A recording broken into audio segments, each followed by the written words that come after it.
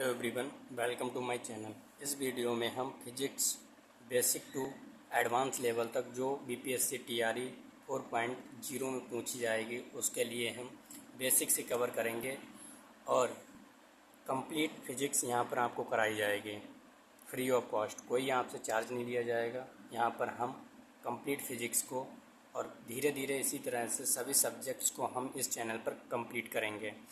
तो इस वीडियो में हम यूनिट एंड डायमेंशन चैप्टर के बारे में पढ़ेंगे। जो चैप्टर नंबर 1 है फिजिक्स का, उसको हम स्टार्ट करेंगे। इस चैप्टर को हम 2 पार्ट में पढ़ेंगे, पार्ट 1 और पार्ट 2। 2 पार्ट में हम इस चैप्टर को कंप्लीट करेंगे। तो शुरुआत करते हैं। फिजिक्स होता क्या है? सबसे पहले फिजिक्स की डेफिनेशन पढ़ेंगे, इसके बाद फिजिक्स की जो ब्रांचेस होती हैं उनके बारे में पढ़ेंगे। आगे धीरे करके हम आगे बढ़ जाएंगे। इसी तरह से फिजिक्स जो होता है, study of nature and it's law is called physics. Nature, प्रकृति की अध्ययन और इसके प्रकृति के नियमों का अध्ययन, जो लॉज हैं उनका अध्ययन फिजिक्स कहलाता है। जैसे सूर्य के चारों तरफ जो ग्रह घूमते हैं उनका अध्ययन करना होगा तो भी वो क्या कहलाएगा? फिजिक्स के अंतर्गत ही आएगा और फिजिक्स कहलाएगा, भौतिकी कहलाएगा। दूसरा अगर एग्जाम्पल देखें तो हमारे पास है इंद्रधनुष का बनना। जो इंद्रधनुष बनता है वो किस फिनोमिना के थ्रू बनता है, कौन कौन से फिनोमिना उसमें होते हैं, उनका अध्ययन करना ही क्या कहलाएगा? भौतिकी कहलाएगा, फिजिक्स कहलाएगा। फिजिक्स को कितने पार्ट में डिवाइड किया गया? फिजिक्स को 3 पार्ट में हम यहाँ पर कैटेगराइज करते हैं, डिवाइड करते हैं। एक आता है हमारे पास क्लासिकल फिजिक्स, दूसरा है मॉडर्न फिजिक्स और तीसरा है हमारे पास एस्ट्रोनॉमिक फिजिक्स या फिर कॉस्मोलॉजी, जिसको हम खगोल विज्ञान भी कहते हैं। क्लासिकल फिजिक्स को हम मैकेनिक्स भी कहते हैं और इसके जो फादर हैं उनको बोला जाता है न्यूटन। दूसरा हमारे पास आता है मॉडर्न फिजिक्स। इस मॉडर्न फिजिक्स में हम मास और द्रव्यमान के बारे में, मास द्रव्यमान होता है और एनर्जी ऊर्जा के बारे में हम पढ़ते हैं, जिसको वो दिया था, जिसके फादर हम बताते हैं कौन है? आइंस्टीन।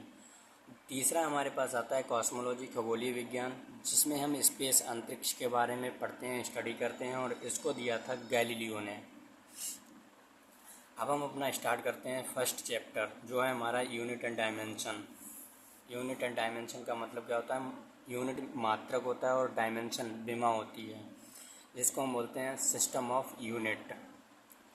मात्रकों की पद्धति ये कब दी गई थी? 1600 में दी गई थी। किसके द्वारा दी गई थी? फ्रांस के द्वारा। और इसकी लैंग्वेज क्या थी? फ्रांस की लैंग्वेज क्या है? फ्रेंच। इसको 3 भागों में डिवाइड किया गया है, 3 पार्ट में, जिसमें एक आता है हमारे पास FPS, दूसरा CGS और तीसरा आता है MKS। ये 3 पद्धति हैं। FPS में लेंथ, मास और टाइम, लंबाई को मापते हैं फुट में और द्रव्यमान को मापते हैं पाउंड में, समय को मापते हैं सेकंड में। CGS पद्धति में इसी तरह लेंथ को मापा जाता है सेंटीमीटर में, द्रव्यमान को मापते हैं ग्राम में और समय को मापते हैं सेकंड में। इसी तरह से जो हमारे पास MKS पद्धति होती है उसमें हम लंबाई को मापते हैं मीटर में, मास को, द्रव्यमान को मापते हैं किलोग्राम में और समय जो होता है उसको हम मेजर करते हैं सेकंड में। यहाँ पर आप देख सकते हो कि जो समय है उसको FPS में भी, CGS में भी और MKS में भी, इन तीनों में जो मेजर किया गया है वो सेकंड इसका मात्रक होता है। सेकंड में ही हम मेजर करते हैं। फिर हमारे पास आता है FPS, ये इसको बोला जाता है British system of unit. CGS Gaussian system of unit. और हमारे पास जो तीसरी है MKS, इसको बोला जाता है मीट्रिक सिस्टम ऑफ यूनिट। चौथी हमारे पास आती है SI unit, international system of unit. MKS पद्धति को ही SI यूनिट भी कहा जाता है। इसके बाद आगे देखते हैं अपना चैप्टर में।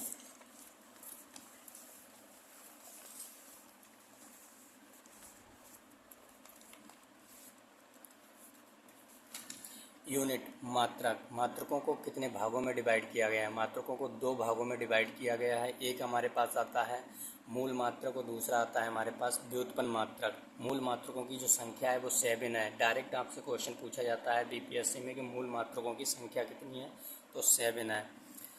पहला हमारे पास लंबाई आता है, दूसरा मास या द्रव्यमान, तीसरा हमारे पास समय आता है, चौथा हमारे पास जो होता है वो ताप होता है, पांचवा हमारे पास विद्युत धारा इलेक्ट्रिक करंट होती है, फिर लुमिनस इंटेंसिटी जिसको ज्योति तीव्रता भी बोल देते हैं, और सातवीं हमारे पास आती है अमाउंट ऑफ सब्सटेंस।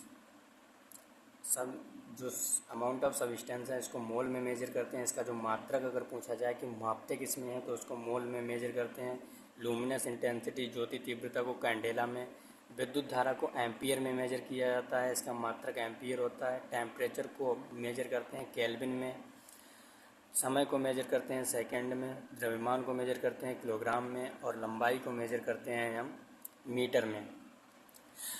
इनकी अगर विमाएँ हैं तो जो मीटर है इसको विमा में रिप्रेजेंट करने के लिए एल यूज करते हैं।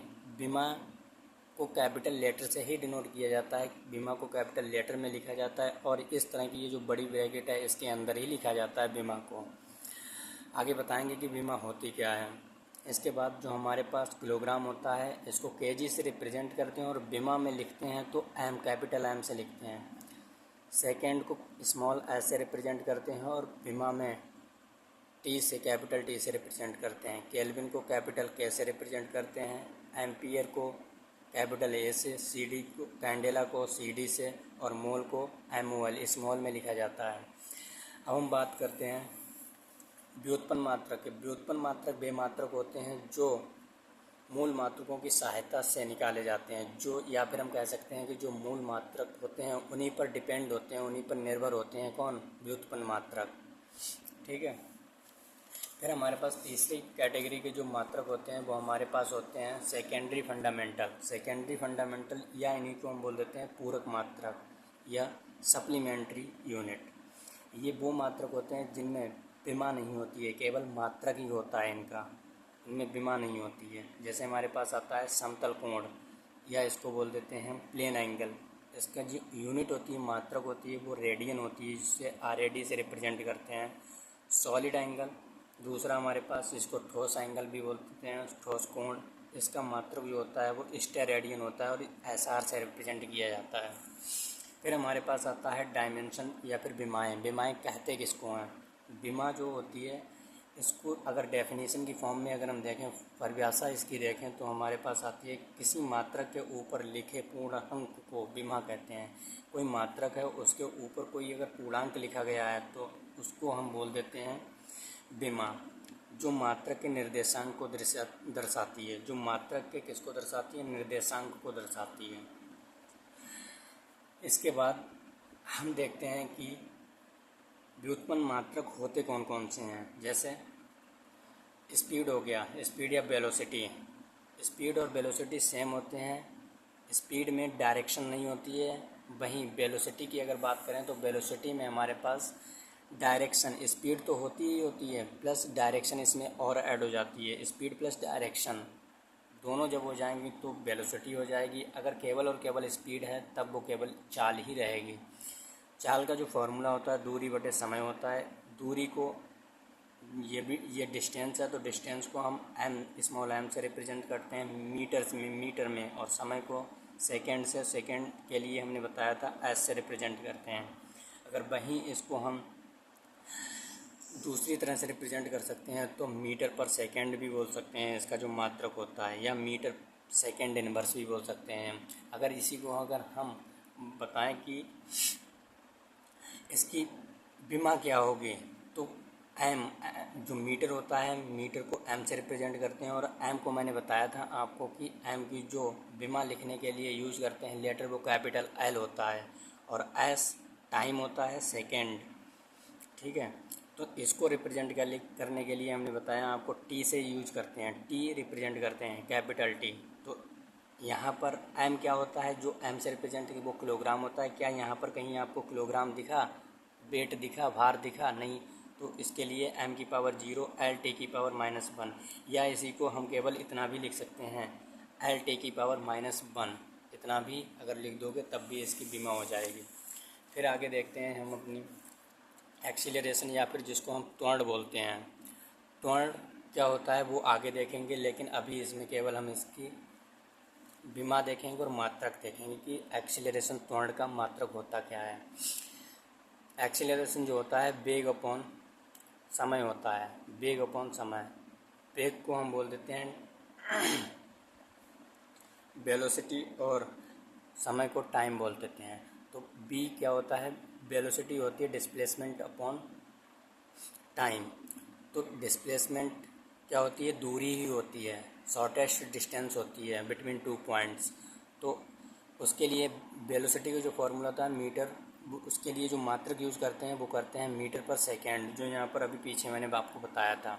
और एक टी हमारे पास पहले से ही था, तो समय यहाँ पर हो जाएंगे 2, सेकेंड स्क्वायर हो जाएगा मीटर पर सेकेंड स्क्वायर, या फिर इसी को बोल सकते हैं हम मीटर सेकेंड की पावर -2। और मीटर के लिए एल लिखते हैं, समय के लिए जो विमा होती है उसके लिए हम टी लिखते हैं, और पावर कितनी है -2, तो लिख दिया एल टी की पावर -2। और जो विमा होती है उसको बड़ी ब्रैकेट में ही लिखा जाता है, इसलिए एल टी की पावर -2 और कैपिटल ब्रैकेट में इसको बंद कर दिया। इस वीडियो में हम इतना ही रखते हैं, मिलते हैं नेक्स्ट लेक्चर में। Thank you.